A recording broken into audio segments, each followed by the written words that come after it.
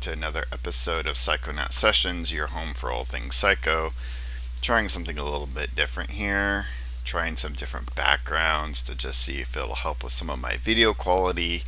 I've had a lot of issues with my automated zoom, focusing, refocusing, not being able to handle things, and I think it's probably because of the black background of the desk that I use. I'm new to this whole thing, ladies and gentlemen. Again, Psychonaut Sessions is a blue-collar operation, so let's try some white drawing paper in the background and see if that helps. And it looks like it's doing a pretty good job. I'm going to continue my Warlock 5 coverage today. Warlock 5, number 5. Nope, this is not Terminator. This is Warlock 5. So we're continuing the series of just headshot covers by Denis Bevois. I believe his last name is pronounced. I'm sure everybody has just been laughing at me at the way I pronounce things. Where basically he's just featuring one of the 5 warlocks and with a headshot for each issue. This one is Argon, the robotic guy. So it's cool. I mean, it's obviously very Terminator-esque, although we're actually getting like actual gums and teeth, which is kind of freaky. But it's a beautiful, beautiful painting, and I kind of wish that Denny would have been contracted to do a Terminator series. So let's dive right in. So the confusing thing that has been happening with all of this really is issue 3 kind of ended in this story where they were all fighting, there was a bomb that was getting ready to go off, and then issue 4 just suddenly put us in the astral realm with Savistar taking Dumador to his past. It was a really weird kind of offshoot, and it kind of left things hanging. I don't really know what's happening. I don't know how Dumador was just at home asleep. And here we're kind of getting more just like trying to figure out what the heck is going on. This is kind of a fun thing for Gordon Derry, the writer, and Denis. That's fun. But we got a splash page of a really cool looking spaceship. So the art in this one is just escalating tenfold. The art has been really good. Of course, it's been amazing so far. There's been a couple places where I was like, I don't know, man. But this one, it got amped up to 11, are my thoughts. This is something straight out of Alien or something, I don't know, but the story, it's Argon, and this is apparently where he is. He's like in an alternate future. A lot of them are like either in alternate futures or alternate pasts, and Argon's getting worked on here. So he's an inorganic cyber droid that was created by humans and has the ability to kind of do a similar thing like Terminator, where he can create bodies with androids with like human bodies and flesh over the exoskeleton. And so he's doing that for the Warlock. So he's got a plan here that he's gonna try to wreak some havoc by having the Warlocks replicated to his means. I mean, this is just all the artwork is just gorgeous. Love that airbrush quality. And then here they're meeting at that diner. I can't remember the name of it, but it's a diner where it's kind of the peaceful spot. What am I trying to say? Ladies and gentlemen, help me out. But that place where they aren't allowed to fight. Neutral zone. And Dumador's kind of henchman, wizard henchman, he was actually on the first splash page of the first issue. He is calling Xania and Tanith to task to see if they can call a truce, because he wants to get rid of Dumador and take his place. Fun, of course, it's just all really well done. Um, Again, though, it's just like, so what the heck is going on? What happened at the end of issue 3 where Xania was getting ready to blow everybody up with a nuclear bomb? And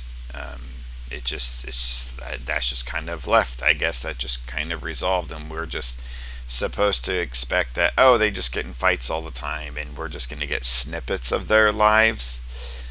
That part of the writing I'm a little perturbed over. I would like a little bit more cohesive story. But now we've got Denis. They're getting into a car, and we've get his the way he does vehicles is amazing. I had some complaints, I think last issue or the issue before, where he would do a vehicle and there wasn't a whole lot of motion. It was just it looked like it was just sitting there stagnant instead of actually moving. But he's starting to really improve upon that with his work. So I'm really happy with that. So they go to Dumador's private hideout somewhere in the city, supposedly. They take out a couple guards, and they're basically going to sneak up on him while he's sleeping. And that's that. I mean, they're going to take him out and let, what's his face here, his wizard henchman, take his place. And Dumador shows up. He's got a sword, and they start fighting. Again, the motion, so he's really improving on his action shots as well, rather than just making a pretty picture. So really cool overall sequence here. A lot of fun. Xenia goes nuts. He starts throwing everybody around. Tanith is like, holy crap, and does some magic on his sword. And he's still just going, and she's like, wait a minute, what the heck? And she grabs an axe, and he's still coming at her and stabs him right through the throat, and he's still just going. And Xania's like, what is this, Dawn of the Dead? So this is from that era.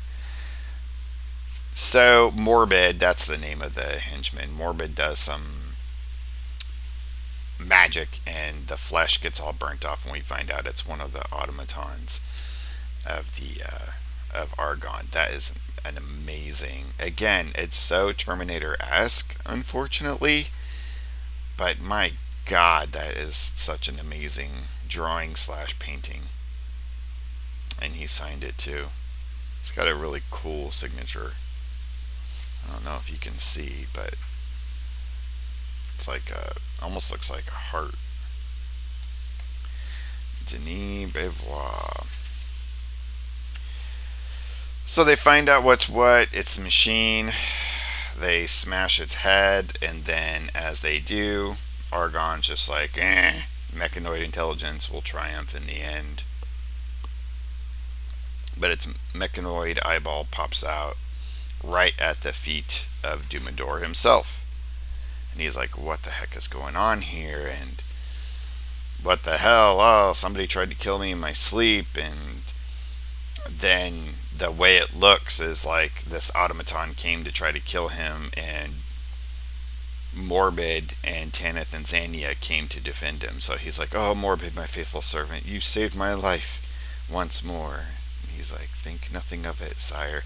The way this face is done, it's got this Don Bluthian sort of animated quality to it. It's really cool. Really like it for some reason. So it's like, okay, let's keep it quiet that we were trying to kill Dumador, and everybody's like, okay. And Dumador is all weepy. He was like a Doctor Doom kind of character. Now he's like, I've made so many mistakes. Savistar showed me we're all in this together. We should cooperate. And he even kisses Tanith, and she starts crying for some reason. She's like, I gotta go. But he's like, goodbye, my friends. He's calling them friends now, and he's like all connective and hippie, kind of weird. So the end of the last one, Savistar showed him through his past and then took him to Shavistar's home planet. And I guess I didn't really see Doomendor learn any lessons in that last one, but apparently he has. Really cool, just like white highlights on all. I mean, just 100%. This just the art quality in this is just getting better and better. But for some reason, Tanith is taken off. She's crying, and really cool cloak. I mean, there's a beautiful scene all around. The background, we still got like that wet street kind of quality. And Savistar comes up and is like, "Why did you call me here?" And she's like, "I owe you an apology. I said some foolish things when we last parted." And he's like, "Forget it. What we shared could have never last." So it's some kind of weird relationship that was. I thought they were just friends and allies, but apparently there was something more. And she felt like she broke a sacred vow to him. I mean, all that happened was that Doomendor kissed her on the hand. I mean, I don't understand. This is a really cool panel of Savistar's dragon eyes and her reflection, just gorgeous.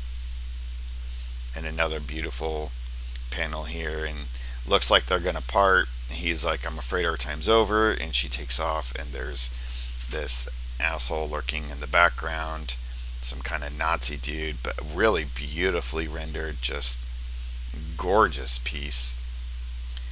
And he's getting ready to, unfortunately, take advantage of her, but Savistar is there in the background, probably going to kick his butt.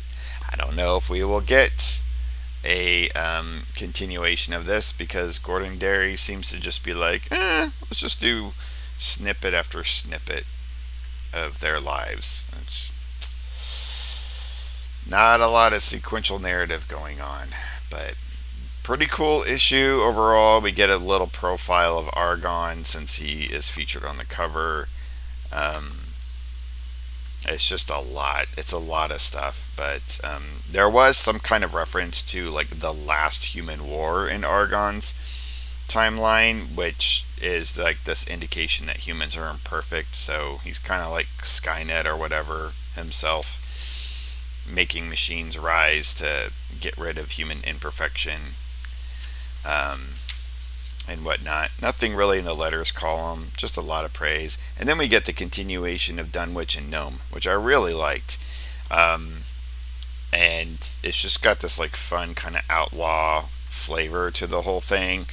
And we've got that lady who, her name's the Widow Van Dumbusten, and she had this like soul gem, this soul jewel that had trapped the soul of her husband, and she's getting haunted by it now. And then she ends up calling Dunwich, and he's like, "Well, you didn't really tell me everything about it. You need to tell me everything, because I have a feeling that you weren't completely honest with me based upon what happened last issue." So they're back at the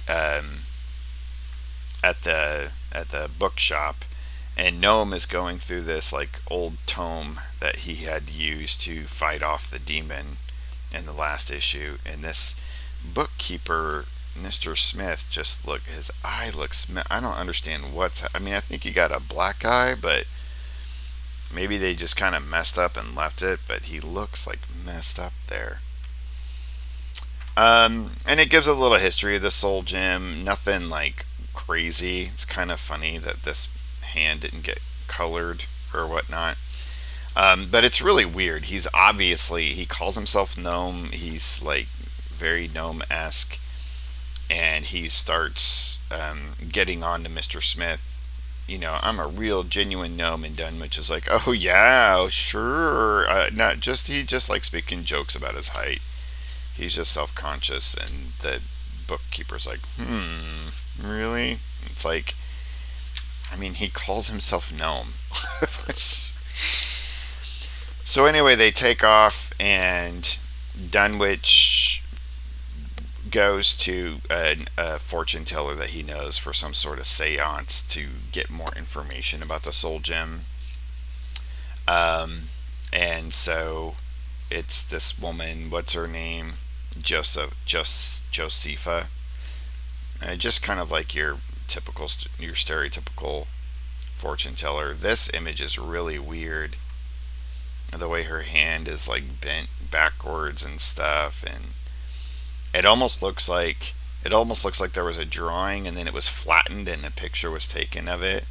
Um, it's really interesting. It's kind of cool though. Um, so they begin a seance. Not a whole lot happens in the rest of this other than they start it. Mr. Smith is there, the shopkeeper. At least I think that's him. I believe that's him.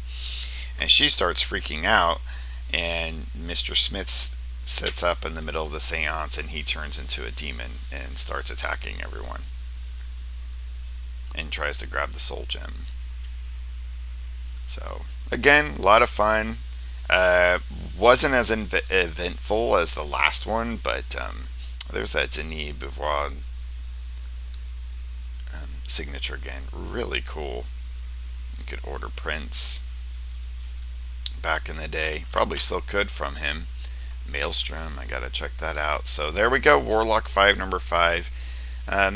It's fun, but again, I'm starting to feel like jolted around by Gordon Derry. The art is amazing, but I'm trying to get a feel or a flow going with this series with the writing, and it's just not happening yet. But we'll see about the next ones. I'm going to do a few more, and we'll see how interested I stay with it, and then eventually I'm going to get to Cullen Bunn's recent iteration of Warlock 5. So looking forward to that. Thank you very much, everybody. Hit the bell for more notifications, like, subscribe. I have a Patreon. You can get early screenings and other exclusive content on Patreon if you sign up. And I also have my own books and comics that I make. You can buy in my shop. Thank you for being a part of this. Everybody take care and keep it psycho.